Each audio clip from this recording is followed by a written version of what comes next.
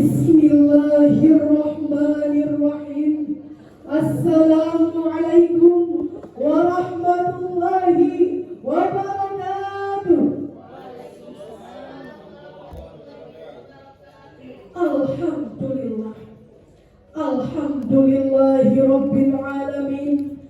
Wassalatu wassalamu ala asrafil anbiya'i wal mursalin Sayyidina wa maulana Muhammad wa ala alihi wa ashabihi ajma'in. Amma ba'd.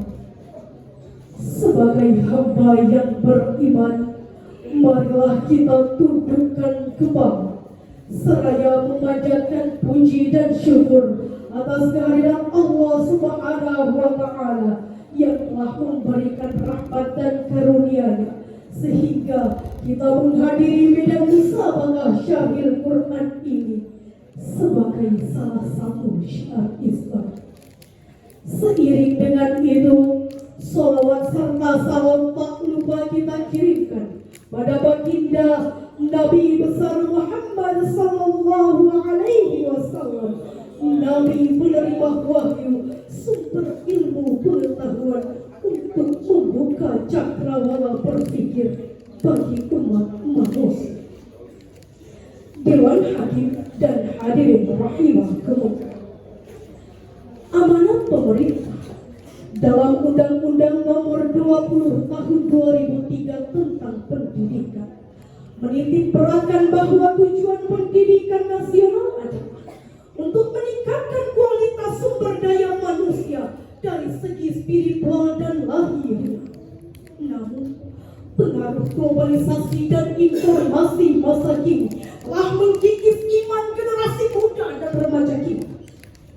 Hampir setiap saat kita disuguhi dengan informasi yang langsung masuk ke bilik-bilik rumah kita lewat media radio, televisi, dan internet, sehingga generasi bangsa ini hanya menggandrungi hal-hal yang bersifat glamor dari perkembangan teknologi dan melupakan tugas utamanya sebagai generasi pembangunan, pelanjut cita-cita bangsa.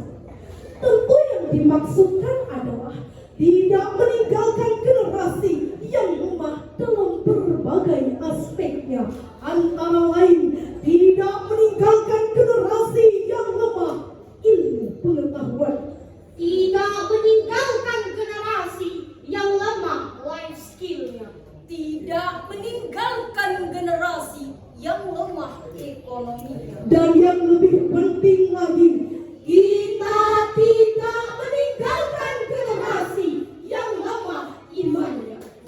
Melihat betapa pentingnya mendidik generasi bangsa tersebut, maka pada kesempatan kali ini izinkanlah kami menyampaikan syarhil Quran yang berjudul Pendidikan sebagai upaya penguatan spiritualitas menuju Indonesia tangguh, dengan rujukan firman Allah dalam Al-Quran surah Al-Alaq ayat 1 sampai 5 yang berbunyi,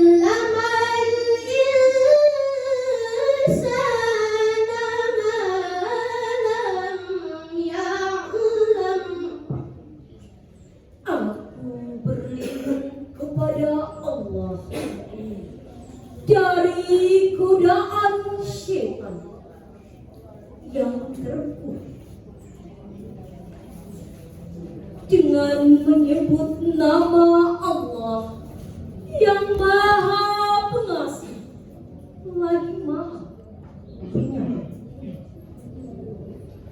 Baca dengan menyebut nama Tuhan yang menciptakan.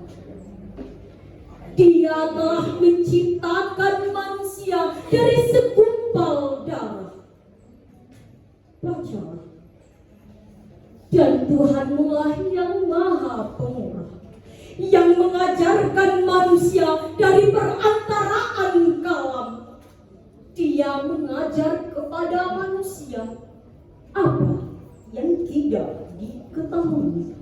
Dewan Hakim dan hadirin rahimakumullah, dari ayat yang baru saja kita dengarkan dapat dipahami bahwa ayat pertama dari seluruh rangkaian wahyu Allah Subhanahu wa taala yang dikodifikasikan dalam Al-Qur'anul Karim adalah memberi pendidikan membaca segala yang tersurat dan tersirat seperti kejadian alam dan fenomena perubahan. Itu berarti ilmu pengetahuan tidak mungkin dapat dicapai hanya dengan menghayal saja tanpa belajar dan membaca, baik melalui proses pendidikan formal maupun non formal. Kata khalaqal insan menurut ulama tafsir adalah bahwa manusia merupakan makhluk yang berakal atau berpikir. Berkaitan dengan masalah ini, Hasan al-Basri rahimahullah pernah berkata, "Laulal ilmu lakana nasu kal bahai," yang artinya sekiranya tidak ada ilmu pengetahuan, niscaya semua manusia akan menjadi seperti binatang. Hadirin, jika kita menatap diri, maka ungkapan tersebut bukanlah tidak beralasan. Karena hanya dengan ilmu pengetahuan kita dapat membedakan mana yang baik dan mana yang buruk. Dengan ilmu pengetahuan kita dapat memilah mana yang halal dan mana yang haram. Juga dengan ilmu pengetahuan kita dapat membedakan mana milik orang lain dan mana kepunyaan sendiri. Senadalah dengan apa yang dikatakan oleh Albert Einstein, religion without sense is plain, and sense without religion is plain. Artinya, agama tanpa ilmu adalah buta, dan ilmu tanpa agama adalah lumpuh. Adalah sebuah keistimewaan bagi kita umat manusia. Ditempatkannya otak atau akal di atas kepala yang setiap saat dijunjung tinggi dan ditinggikan bantalnya jika mau tidur.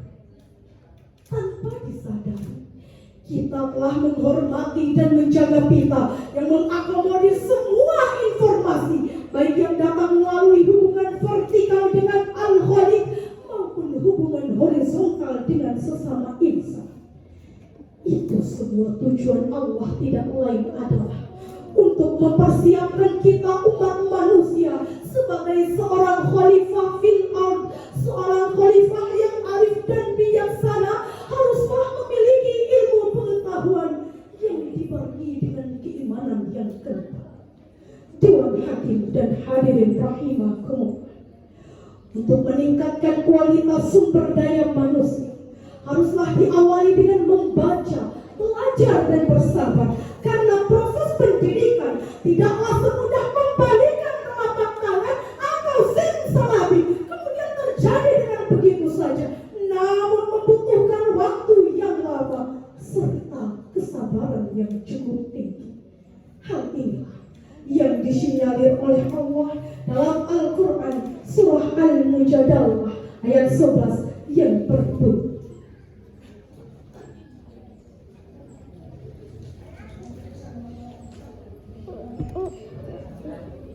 Ya ayyuhalladzina amanu idza qila lakum tafassahu fil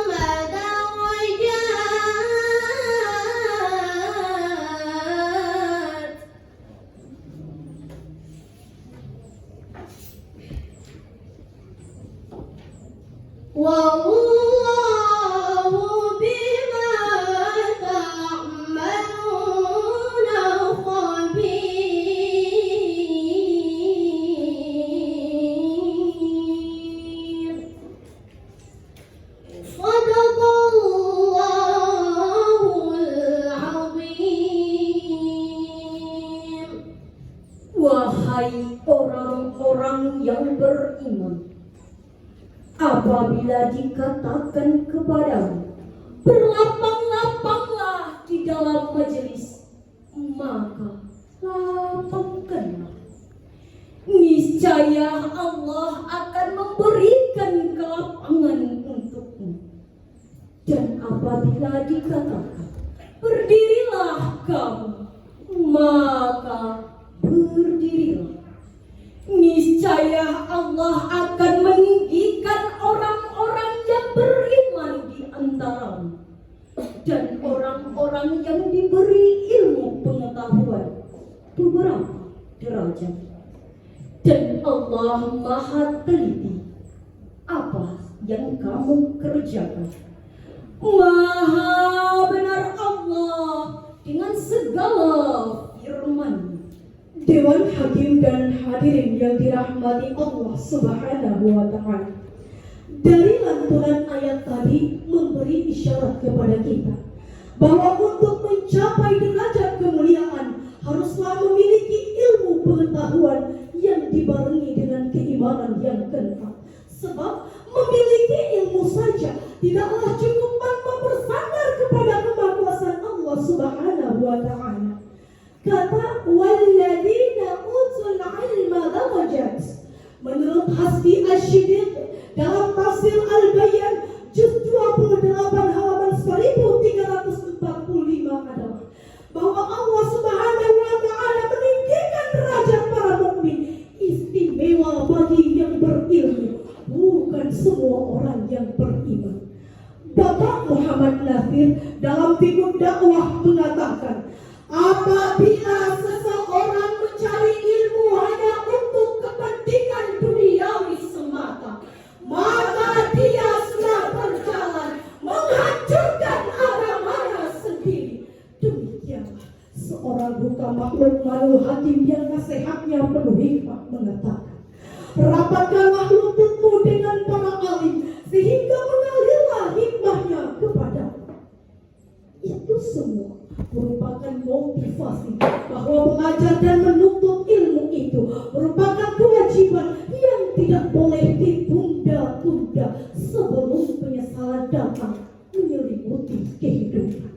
Apalagi sekarang zaman di mana seorang ayah sibuk dengan bisnis dan internetnya, Ibu-ibu bergaul dengan arisan dan gosip-gosipnya. anak-anak pun Asik dengan medsos dan handphonenya. maka saat itu pula manusia lupa bahwa menuntut ilmu itu merupakan kewajiban dan tuntutan. Sebagaimana sabda Rasulullah, "Talabul ilmi fardhatun 'ala kulli muslimin wa muslimah," bahwa menuntut ilmu itu merupakan kewajiban bagi muslim laki-laki dan muslim perempuan. Hadirin, adalah wajar bila orang tua bersedih jikalau anaknya tidak mengerti bahasa Inggris, Merasa rugi jikalau anaknya tidak bisa matematika, dan merasa ketinggalan jikalau anaknya tidak mengenal komputer. tapi tahukah kita bahwa tiada kemalangan yang lebih malang jikalau anak-anak generasi jauh dari nilai agama dan kosong dari rasa keimanan. Boleh saja mereka ahli komputer, Tapi imannya harus mantap. boleh saja mereka kuasai teknologi, Tapi imannya harus teguh. otaknya boleh saja Amerika, tapi hatinya tetaplah Mekah. Jika perpaduan ilmu dan iman akan melahirkan sosok yang berkualitas, maka pada tataran aplikasinya nampak pribadi yang berdaya guna, baik untuk kesejahteraan dunia maupun kebahagiaan akhirat. Hadirin rahimakumullah, sebagai akhir dari uraian ini dapat kita simpulkan bahwa ilmu pengetahuan dan teknologi tanpa didukung oleh kualitas manusia yang memadai bagaikan angan-angan belaka, dan manusia yang berkualitas tanpa ditopang oleh moral yang tinggi akan mengalami erosi kepribadian serta